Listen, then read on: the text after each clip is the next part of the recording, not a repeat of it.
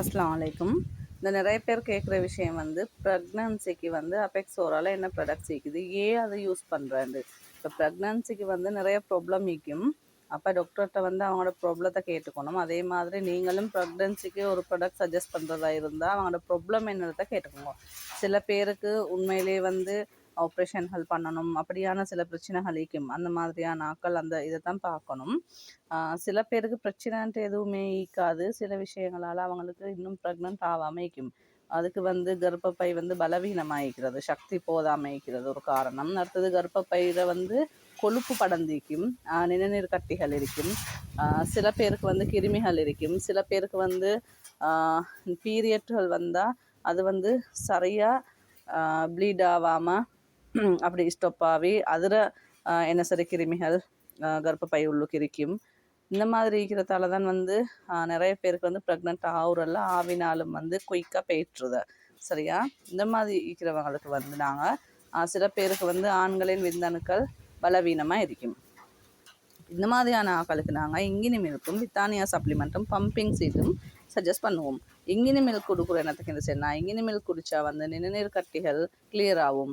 கர்ப்பப்பையில் வந்து கிருமிகள் என்ன செஞ்சு இருந்தால் அதெல்லாம் இல்லாமல் ஆகும். அந்த நான் சொன்னேன் பீரியட் ப்ராப்ளம் அது வந்து சரியாகும்.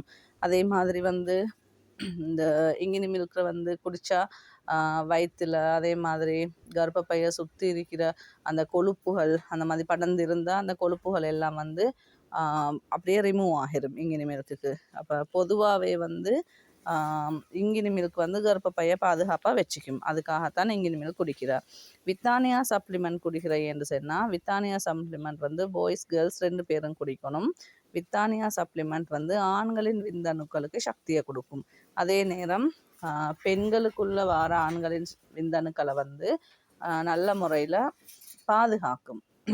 அதுக்கு உயிரணுக்களை கொடுத்து அப்படி ஒரு சக்தி இந்த வித்தானியா சப்ளிமெண்ட்டுக்கு இருக்குது. சரியா?